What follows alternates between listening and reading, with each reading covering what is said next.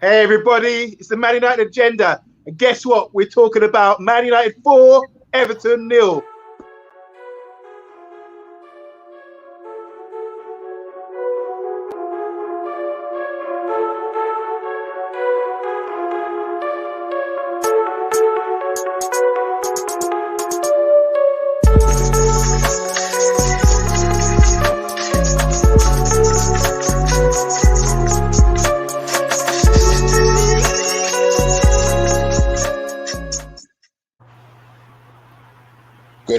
Good evening. A Monday is just introduced the show and done a disappearing act on us.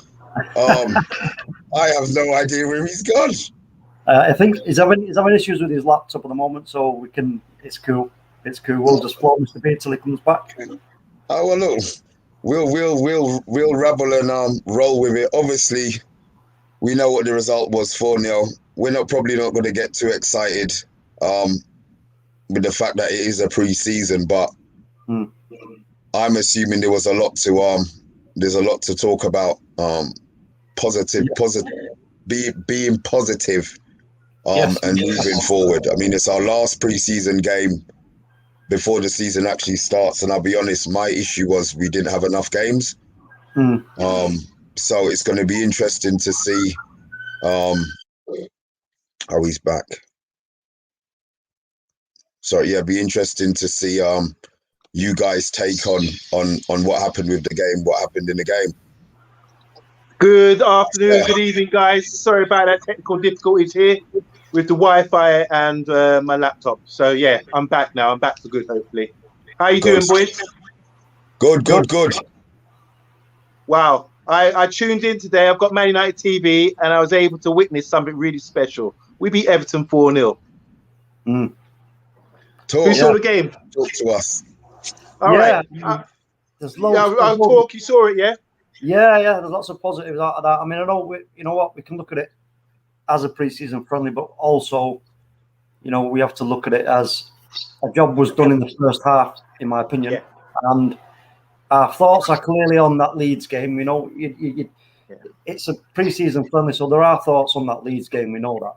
It's But to go out there and do what we did today in the way that we did it was really exciting for me, really positive.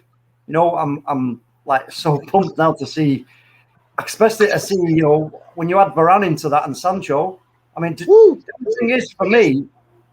only thing for me is that I mean, because my little baby, man, Mason, he's mine. I love Mason Greenwood, man, that kid. Honestly, have you sent in the fostering paperwork yet? I got. They said no, but you know what? I'm planning on doing a protest outside Old Trafford. But, it's just like I hope Mason does get the opportunities here and there throughout the season, because the kid is like, we'll speak about him a little bit later on, but he's absolutely sensational. Well, to start off, I think we've watched all the preseason games so far this season, but this one was a major step up from what we've seen. In the space of a week, we missed the Preston game. Obviously, that was cancelled due to COVID. But in the space of a week, from the Brentford game, the QPR game, we've really stepped up. And today's performance was almost outstanding. The crowd were there. There was good atmosphere. And in the first half, like you said, James, we blew them away. Mr. B, I'm just going to run through the sides, what we started with. Against Everton, and what I want to talk about first with you guys is the formation, because I've heard a lot of talk about we've gone to a 4-3-3 and all kind of thing, but watching it, observing it today, I've got a few things to say about the formation. I think it's a bit flexible. So in goal was De Gea, Wan-Bissaka was right back, Maguire, the main man, was back today. He played, as you know, he scored a goal as well. Lindelof was back, he played as well, centre back. Luke Shaw was there. Jorginho, as we like to call him here on the Man United agenda. Matic, who's played a lot in the preseason games, he played as a maybe number 6. Next to him was Donny, and Donny played pretty well today. And then slightly ahead of those two was Bruno. So you could say this is going back to type last season as a 4-2-1-3 sort of formation. Ahead of Bruno on the left-hand side was James. He was raiding down the left. in the Rashford's kind of role. Martial was down the middle and Greenwood was on the right. So that was the starting formation, and that is the team basically that blew Everton apart.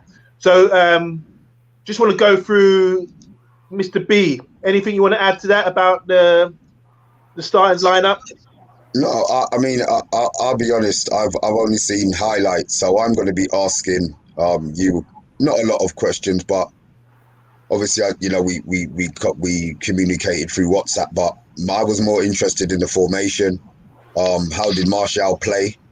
More in the first half than the second half, because I understand the second half was a bit of a bum steer. But so I'm just interested to know. You know, I know you're more into the tactics side of it. So if you're happy with what you saw today, then I can only believe that Ollie did a good job. Sorry, I'll say Ollie. You'll say the coaching staff did a good job today. So yeah, that's more what I'm interested in, to be honest. That's what I want to pick your brain on today. So all right, Talk, you saw the first half. Let's just quickly run through this. I'll just quickly give you, because we'll make this brief. First goal. We had possession in their half. This is what I'm saying. Bruno was doing his usual thing. He was the furthest midfielder ahead of the other two. But saying that, Matic and Donny van der Beek, they're so intelligent. They were able to, they would pick up positions quite far at the pitch, and one would fill in behind them. So this 4-3-3 is a 4-3-3, but it's also with keeping in mind that Bruno's slightly ahead. So even if you had the 4-3-3 with Matic sitting back as an anchor man, Donny and Bruno are still pretty far, can play that position, how far ahead. But Bruno obviously is the furthest guy. Donny is so intelligent. He just fills in, plays the 1-2 touch football all around the pitch. And so I think it really works compared to what we did last year with two grounded, ball hunters in McTominay and Fred. This time we had a bit more flexibility and a bit more intelligence in there and ball retention. So the first goal, we were pressing them in their half. Bruno was pressing. The ball got deflected. The keeper run out to try and take it off the left back, Luca Digne. He headed it back to the keeper. The keeper was too close to him, fumbled out his hands, and Greenwood was there to slot it in with his right foot.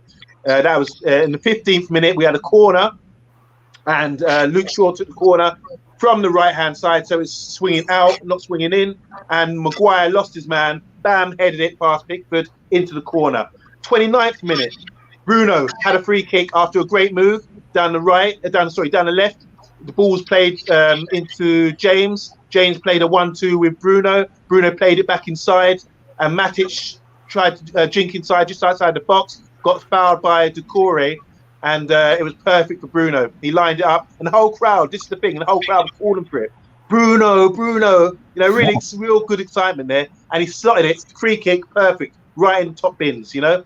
And then that was 3-0, and then in the 90th minute, which we get onto now, the right back, we do we need Trippier? I was saying this the other day, Dalot scored a goal, a looping header from a Fred kind of chipped in cross, So, but that was the second half. So it's a game of two halves really. But what I do like about the game, which I've got to ask you about, talking to you, is the energy. And we're playing against a proper team. Everton were playing a proper team out there, and the energy and the fitness and the control of the game.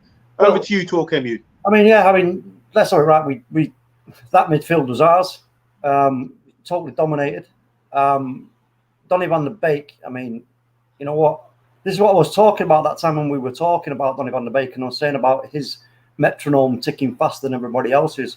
It's a bit like what Francis says about Odegaard. You know, Odegaard's like just ahead of the players, and I think that's the case with van der Beek.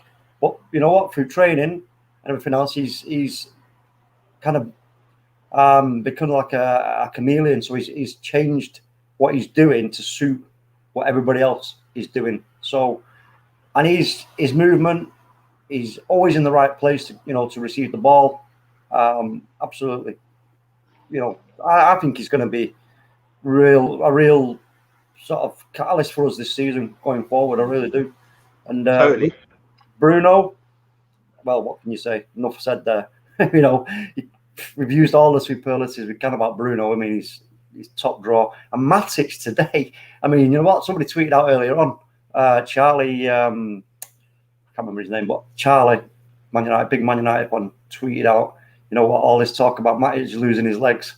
Just watch this And it was right. Great Like, performance. And do you know what? Again, here now, if we manage this correctly, well, Ollie, if he manages this correctly with this squad through the season, we've got some seriously good and dangerous players, and it's just really exciting to see, what we can do going forward. Big time. So just quickly talk. What do you think about the midfield shape? Are we playing, from what you saw, are we playing a 4-2-3-1 or are we playing a 4-3-3 with the 3 being flexible?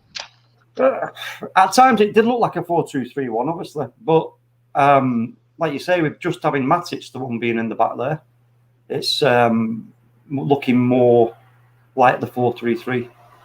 But with Matic and Bruno, and Van der Beek, with the movement that they're doing on the pitch, always taking up the empty space. I'm moving the ball quickly. This was another thing, moving the ball quickly. Good shout. It was like three or four passes for most of our opportunities that we were creating. Whereas last season, you're looking at, remember we talk about it all the time and say, what are you doing? You're just like ping-ponging it about all over the shop and there's no need. I mean, sure. Once we were, obviously we didn't start the game like that because it was a bit of a kind of, for the first sort of, about 10 minutes or so, maybe a bit more, it was a bit of a slow start, to be fair. But we did then, it just picked up and we were just pinging it all over the shop.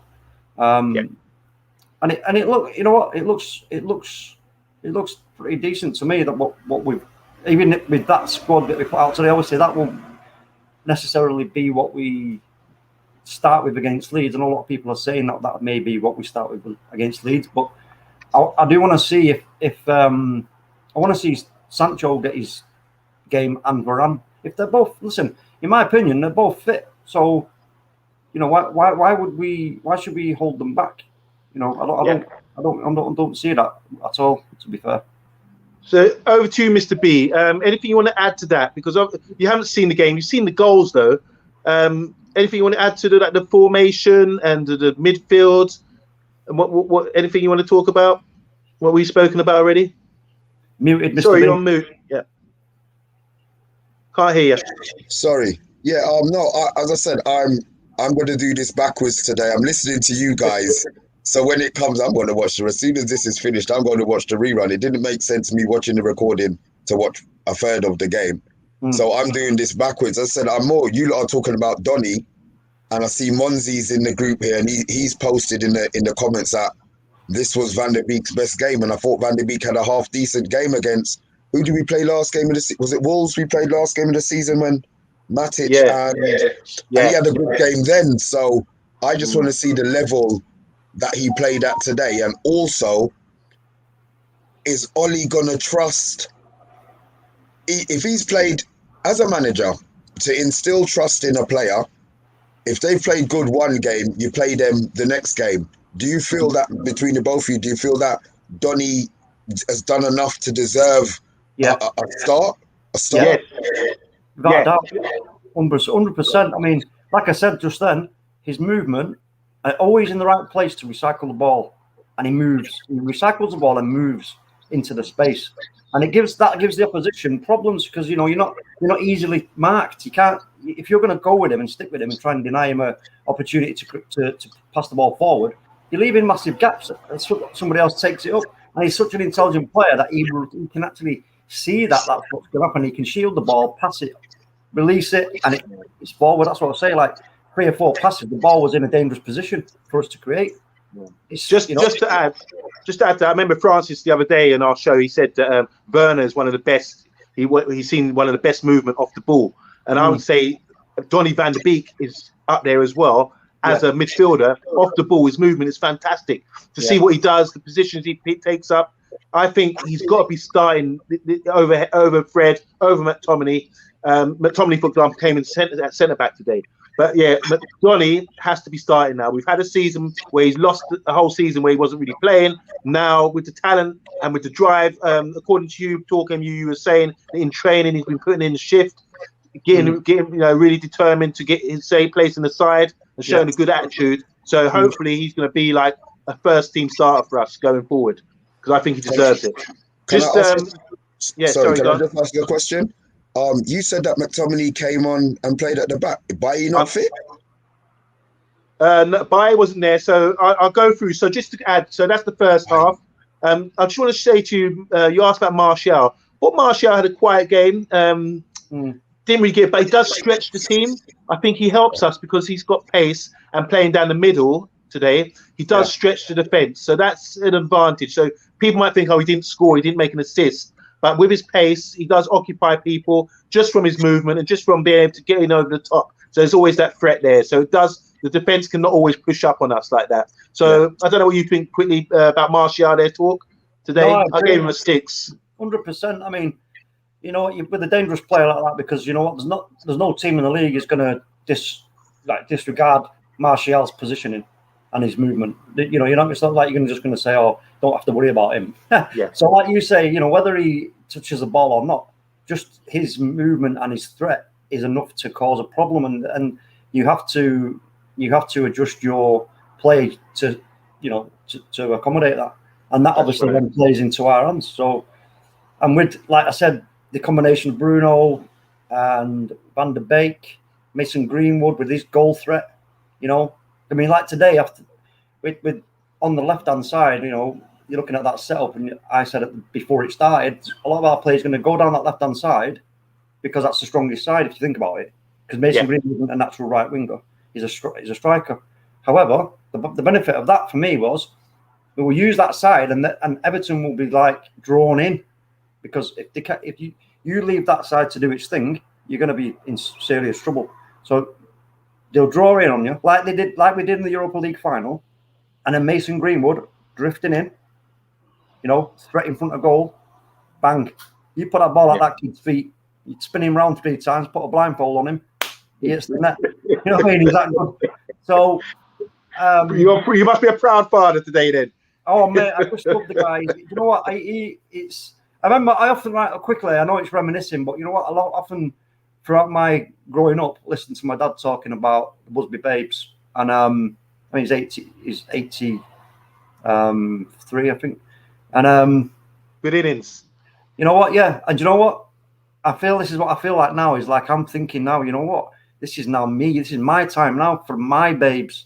I'm watching my babes right now, and I'm going to be telling my son or my grandkids the story about Ollie's babes. You know what I mean? Also Fergie's babes, the class of '92, and all the rest of it. But there's another chapter, in my opinion. There is another chapter right now being built, and you know, we can just all we can do is support the team the best we can, and just watch it all unfold. So it's like I said, we support the team, but it's a squad game today. Just going through the squad then, because we made a number of changes. So in the second half, so I gave you the formation for the first half and the lineup. Fred came on for Matic in midfield. Pogba came on for Donny van der Beek. It's our half time, and Mata came on for Martial.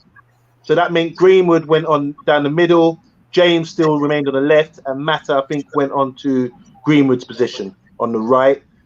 And then after 60 minutes, we had Wan-Bissaka. Dalot came on for Wan-Bissaka, and I thought Dalot had a really good game, especially going forward. I'm telling you, Mr. B, this guy is not to be overlooked. His experience that he had playing in Milan last season must have done him a world of good. Because everyone was saying, oh, he's maybe not defensive, but it's about character. Today we saw a lot of character from him, showing that he really wants to be there, and he really wants. Don't you think? Okay. Yeah. Do you know what as well? There's a lot of talent there. You know, we have to consider in all of this is you, Mr. B. You coach kids, don't you? You coach your kids. No, it's actually grown men, but they act like they are. Well, you know what? When you like these players now, like you say, Dalot, he's been away. He's come back. In that after last season, the disappointment of the final and everything else, all the talk beforehand in that season in the window, Sancho didn't happen. Everything else, but now we've just gone and we got Sancho and we got Varane. That you'll agree, Mr. B, that as a player, you are fired up, seriously fired up. You want to go out there and perform and be the one in that squad. You are going to battle week in, week out in training. This is what I was talking about. You know, attitude and application in training. We see this, and we are going to see this now. We are going to have a serious, competition and hunger to get in this squad going forward in this season. And you know what? That is only a good thing. Yeah, Della, I thought he was outstanding today, and obviously to cap it off with a goal in the 90th minute. You say, well, this is in open play. He was in our box, so Fred crossed the ball from just outside the penalty area at an angle, and he came in, headed the ball. And you're thinking, well, what's he doing up there? Because we had possession in their half. That's what he was doing up there. Do you see what I'm saying? So there's a lot of good positives. And you know me with all these tactics, what I think, but I saw a lot of good things there. I'm really excited about. Yeah. So Pereira came on for Bruno. Williams came on for Shaw. And Tunzabi came on for Lindelof. And then we had James Garner came on the pitch as well. So he came on for James.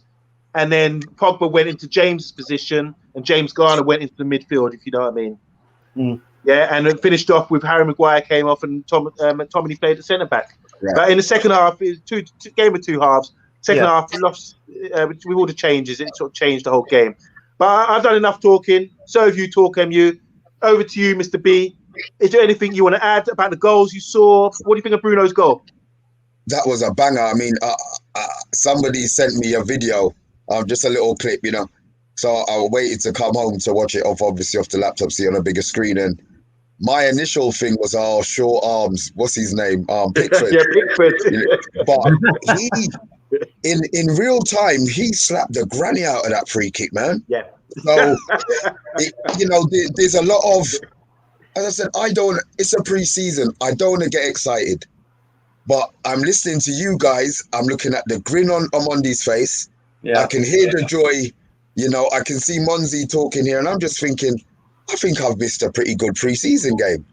Yeah. I mean, were Everton bad? Did we not give Everton any chances? No, we have the midfield. You know what? They couldn't get anything going. They just couldn't get anything going. The chances that they did create were kind of half decent, but it wasn't really. At any point in that game, especially in that first half. And sort of the 10, 15 minutes of the second half, we just didn't look in any kind of bubble whatsoever. We were so calm, we were so assured, we were so confident in what we were doing, the way we were moving the ball, playing the ball, the movement. I'll tell you what, you can just take at least like any 5 minutes after the first 10 minutes of that first half and play it against any 5 minutes or 10 minutes of all the games last season, and you will see you'll be going, wait a minute, what's going on here? It's not the same team. What's going on here? You know what I mean? And it's amazing to see. And you know what? We have to also talk about briefly the new guys who have come in. The coaching side of things. And this, when we did say, like months ago, when I said about Ollie making decisions now, and it's down to him to identify X, Y, and Z, and what happened, these things started to shift because Ollie can see, and he's an intelligent guy. We know he's intelligent. He's a clever man, and for him, I have to give him enormous credit because his ability to identify what was going wrong and put these things into place to fix it is fantastic. So, you know what? I'm so excited. I know what you're saying, Mr. B, about you can't. Do we get too excited? Do we? I think for me, I think you'll agree on Monday. Is like we've said, the performance it wasn't just like 5 minutes of performance in the first half and we dropped off. No, the whole of the first half we were just we couldn't touch us, and then into the second half before we started making all the changes. So that's massive. So basically, we spent a week away in Scotland doing some hardcore training. We've turned up today after playing a championship side. I will say Brentford were a championship side because they were last season, and QPR. And we stepped up a level against the Everton side. They got all to prove against the world-drilled manager. They got all to prove for against Benitez. So I rate the opposition we were playing against today. That's what I'm saying. The same Everton side that went to Anfield and won last season. They had James Rodriguez in there in the first half. The only person missing was playing in the Brazilian. What's his name? The Brazilian guy. He was playing in the Olympic final. He missed a penalty, by the way. But he was the only person really missing that I could figure. Otherwise, it was a strong Everton side. Godfrey. What's the name? The right back.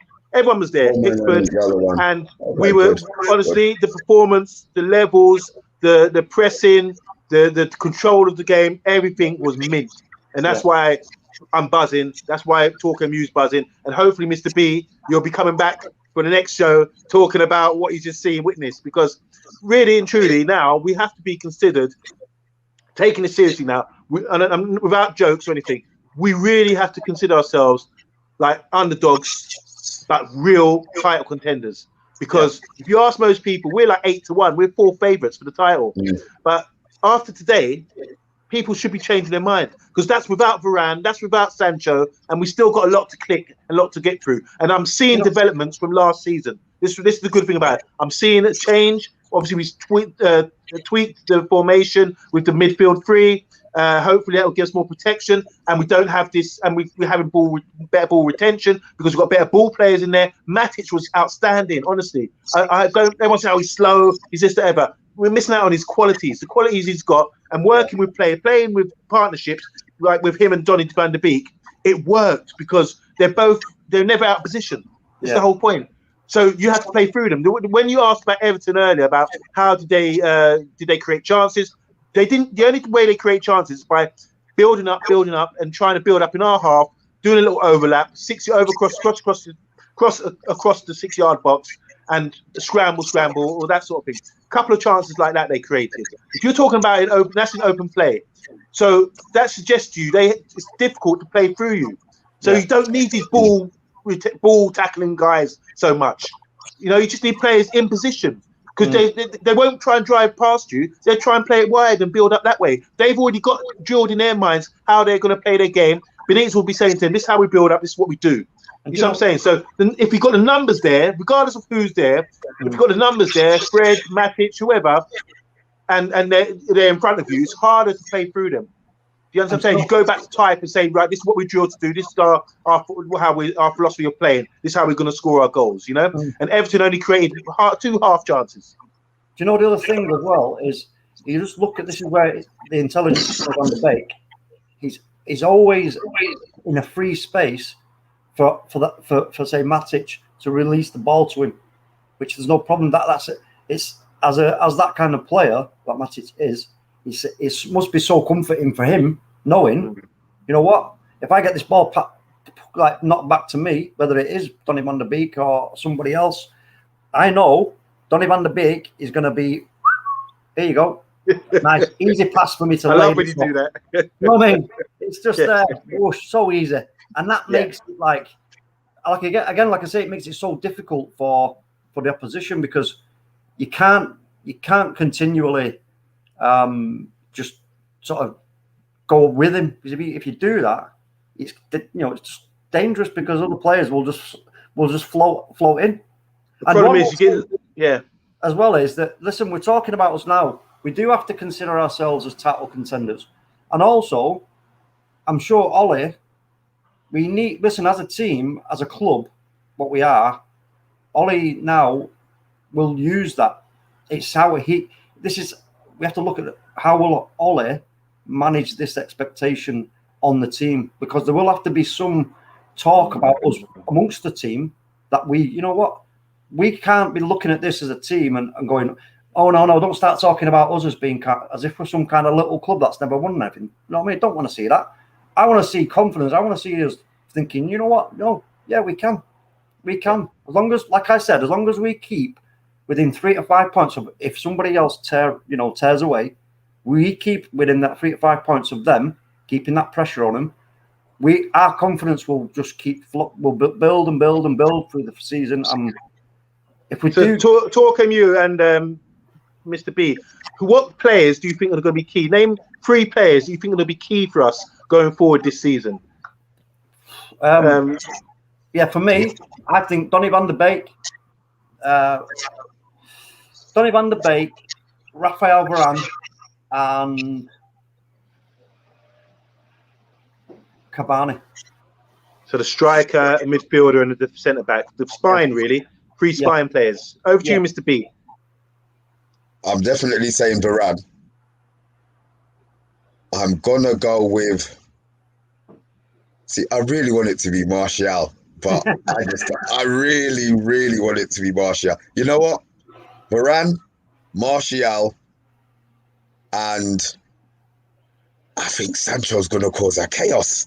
Yeah, I think he's going to cause a chaos. Say to be like He's going to do bits. And I thought Martial was okay, but we do need someone who's going to be bam, bam, bam, 20 goals standard for the Premierships to be successful. Can you imagine, right, what we've seen today, but with Cavani's movement added into that? Danger. And Jadon Sancho, with what he can do, dragging people all over the shop. Edinson Cavani, like, you know, the invisible man, like, where the we are, what's going on here? You know, the threat of goals from, you know, Bruno, Pogba, you know, there's goal threats everywhere as well. It's just, I'm like, do you know what? I'm not even going to stop myself getting too excited, because at the end of the day, I'm seeing bits here. I like Mr. B says there's bits, man. We're talking bits. Bits, man. No, it's justified. It's totally justified. And what's justified as well is that we keep it short, wrap it up, because the season's about to start. And I want everyone to tune in to the Man United agenda this year, because we will be covering games. We're doing previews, reviews, and our shows throughout the week as well. We have a great panel like the guys here today. And also I want to give a shout out to the Stretford Paddock as well. Yes. Check them out, because they're doing some great Man United content as well. They're like an older brother to us, you know. They're just delivering show after show, and that's the standard out there. So all you Man United fans, tune into the Man United agenda. And my name's Mondi Juma. Got Mr. B here and Talk MU Rise, and we just delivered a little review about the 4-0 brushing down at Old Trafford. It's great to have the fans back. It's great. Next week is the start of the league, and we're really excited, you know. So big up all you guys. I want to say we're out now. It's been half an hour of top chat on the game, and we'll see you guys on Monday for Studs Up. Peace out. Big up.